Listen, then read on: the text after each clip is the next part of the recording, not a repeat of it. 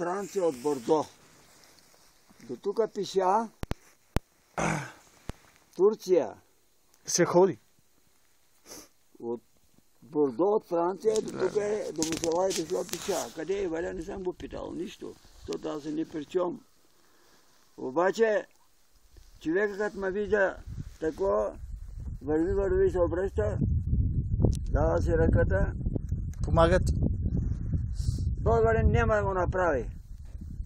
Горе на върха ми купи чай, ми плати, и на вафла ми купи. И отивам, каза, е круда. И след той каза, отивам в Турция. Пиша. Па като гледам, човек пружина, бе. Пружина, значи този човек има дух, има воля, нещо го движи. Весел въобще и самичък. Ама гледай колко чужди туристи има в планина. Много чужденци има. Има обаче, унес хора някак си вътре са освободени. Те нямат такива тигове, както ни българите обикновено. Ой, как ти, утре, какво. Ние сме свити. Не го занимава този въпрос. Не му го да занимава въпрос. Така е. Викам да се дигна аз от Бордо, къде е Франция огромна държава. По кой край, къде и от да минеш. На тази пейка на Силно, дървена. Италия, къде. А не на железната. Да. Тук мога да се опотпра. Газ душа да има, нали? Да. Да възприемем малко.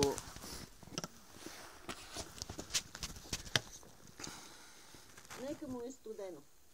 Е козичката, където са. Е полянката, къде са трите кола. Първия. А, да, къде е слизнал? Покачила се те оттам от тук. Чакай да видя, тук има ли. Има аз той с пътя виждах. Много кози видях.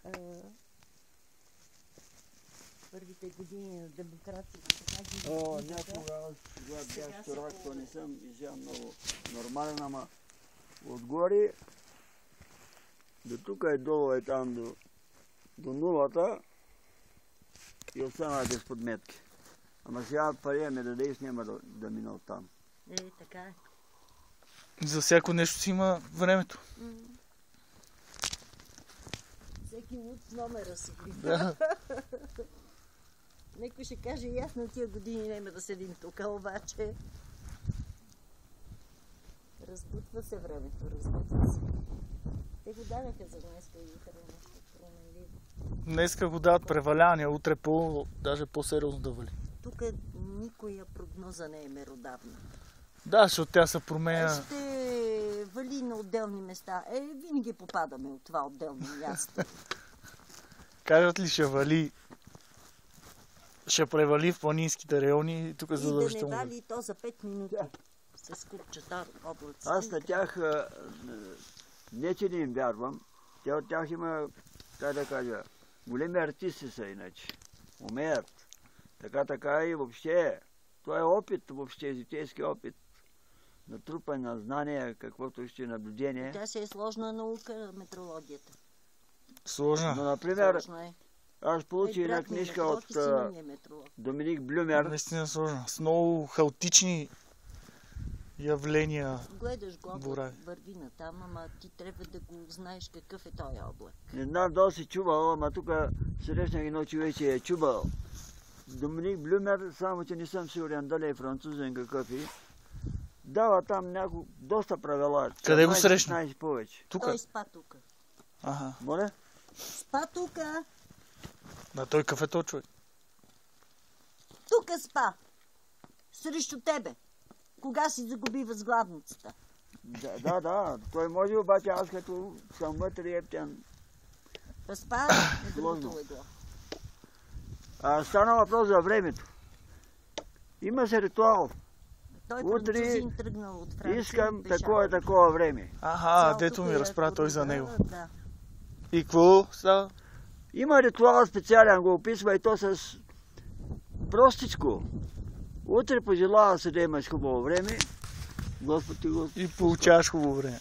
Да, бе? Абе, не често път се случва така, с всичко, ама айде да се съгласиме. Да кажем, че... Него е горе, за да се уплътнява.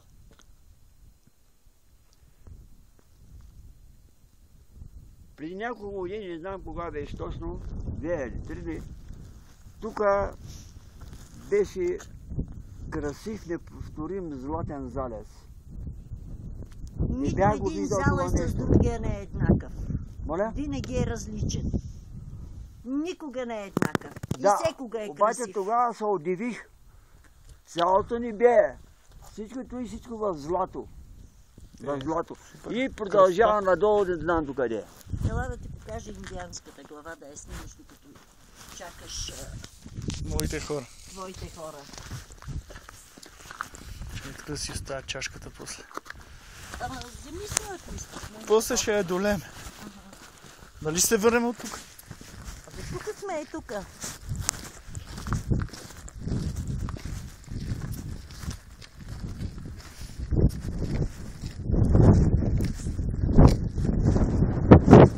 Да знаеш от мене, всеки фронт идва с вятър. Хубаво, студено, лошо време с вятър. Идва с вятър. Аз от тук ще ти го покажа. Мога да се покачиш по-нагоре. Ето зъбчето и надясно. Профила на индиански вълш. Да, така. Ей, тук е един войн, който седи през пътя и малко наляво. Виждаш ли? Не. Ей го, къде стърчи в небето? Ей го над облаците, дето се движат. Е там това. Чакай да снимаме индианеца.